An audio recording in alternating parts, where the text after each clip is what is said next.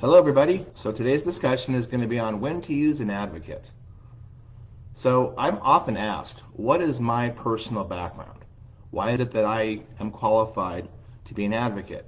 Well, first and foremost, my occupational background is 22 years of restaurant management experience, as well as teaching 8 years at Long Beach City College in their hospitality tourism program.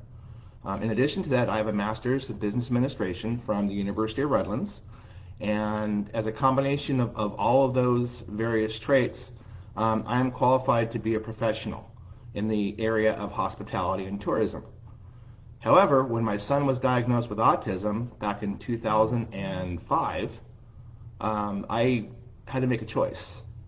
I had to make a choice as to whether to stay as a restaurant manager or whether to take care of my son, because when my son was first diagnosed, his conditions were fairly serious.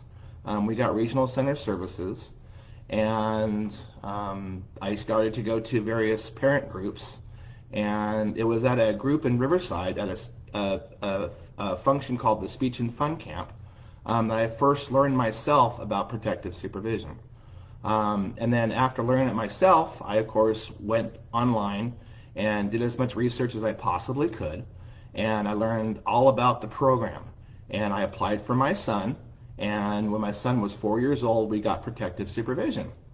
And after getting protective supervision for my son, I did what I thought was the appropriate thing to do, and I of course became a focal point for passing on information about IHSS protective supervision to other parents. And I would do presentations at various functions, like the following year's Speech and Fun Camp, for example. And I would have a group of 40 to 50 parents in a room, and I would get them all pumped up about protective supervision. And then what I quickly learned was that they would go and they would get on the phone and they would apply for IHSS on the phone, and they would be denied themselves over the phone, and they would stop. And so given the fact that the function that I was doing these presentations at was typically during the summertime, it wasn't until the following year that I learned that one of the families that I was all excited about helping had called up IHSS and had attempted to apply and were denied on the phone, and they had stopped themselves. And that was when I had my aha moment. What if I actually was the one that actually did the legwork for these families?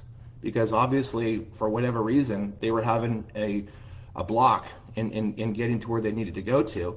And so we formulated IHSS Advocates. And since we formulated that over the last 10 years, because we started in 2010, we've overturned just shy of 600 denials over the 10-year period. I educated myself on the ins and outs of the system to get approval for my son. My son was my very first approval, and since then, like I mentioned, we've done this for hundreds of other families. At IHSS Advocates, we encourage parents and caregivers to go through the steps of approval themselves for protective supervision. They should apply on their own, and they should only seek out an advocate if in fact they are denied with a notice of action.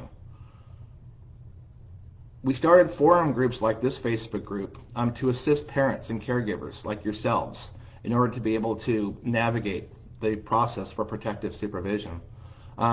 Unless there is a formal denial with a notice of action, we do believe, as stated before, that this is something that you should try on your own.